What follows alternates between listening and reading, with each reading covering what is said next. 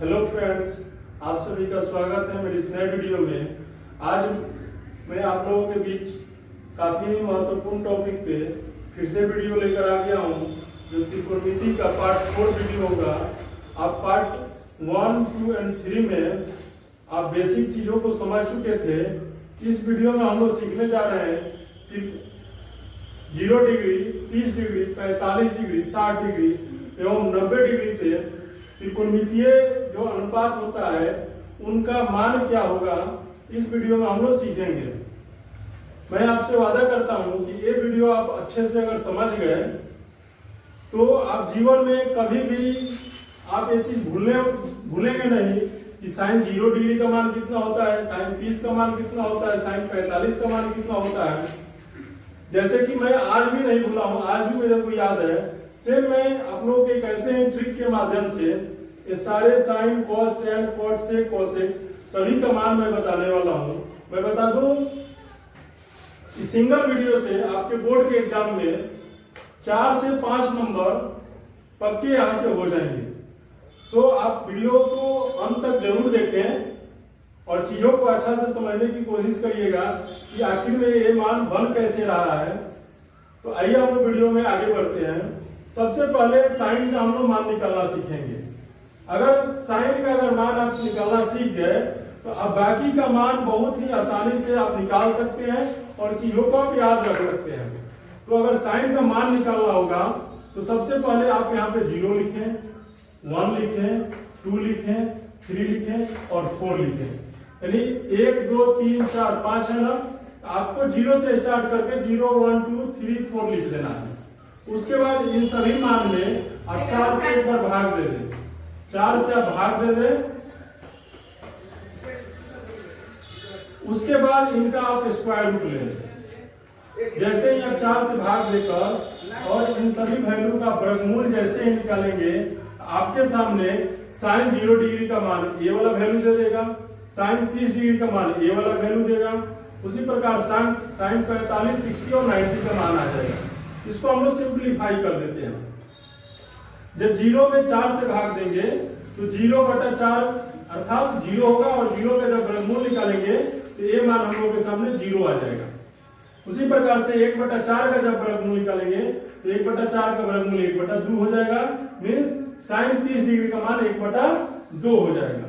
उसी प्रकार साइन 45 का मान, इसको कैंसिल कर लिए तो 2 1 जा 2, 2 2 जा 4, यानी यहाँ पे बचेगा 1/2। जब इसका हम लोग वर्गमूल निकालेंगे तो 1/√2 हो जाएगा। फिर 3/4 का जब वर्गमूल निकालेंगे तो हो जाएगा √3/2।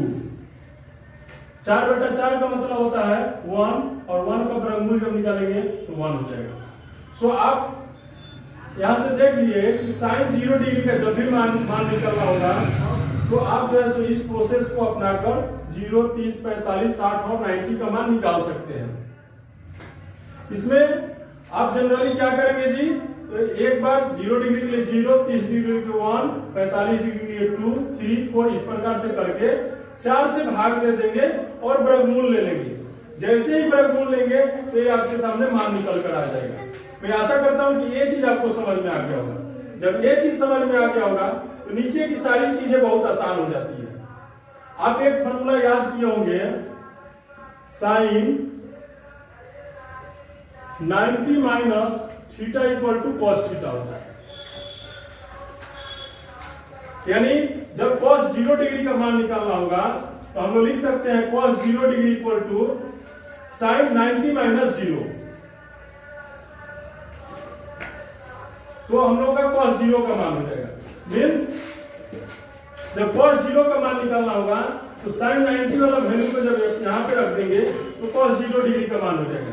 यानी cos 0 के लिए हम लोग यहाँ से 1 लिखेंगे।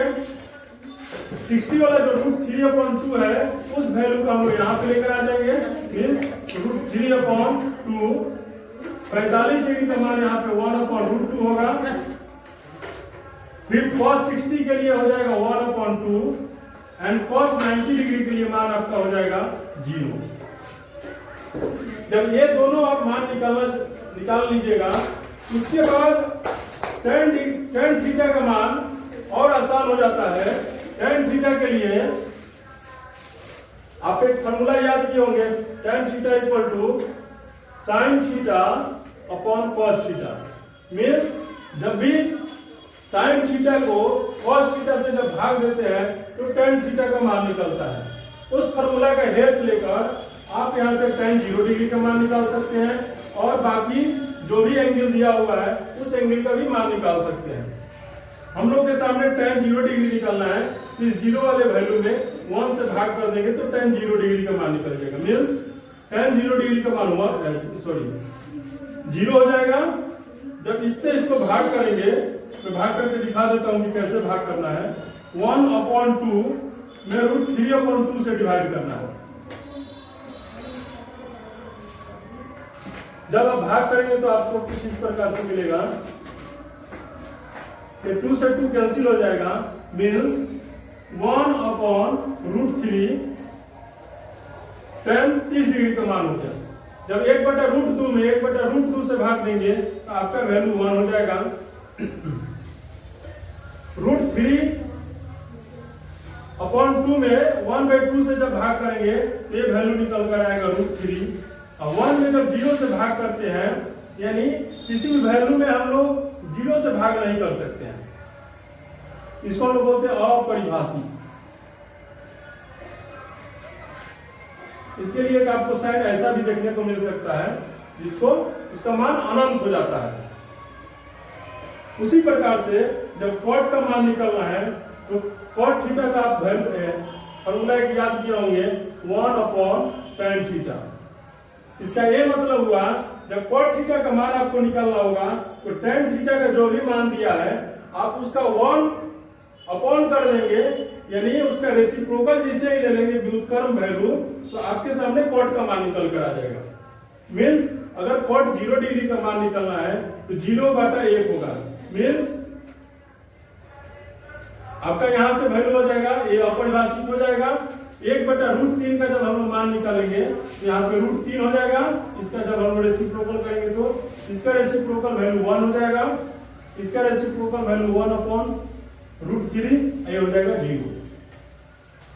सेम उसी प्रकार से जब sec थीटा का वैल्यू निकालना है, sec 0, 30, 45 का मान, तो हम लोग cos वाले वैल्यू को उल्टा कर देते हैं। मींस sec 0 निकालना है तो यहाँ 1 हो जाएगा, sec 30 निकालना है तो 2/√3 हो जाएगा, यहाँ पे √2 हो जाएगा, 2 हो जाएगा।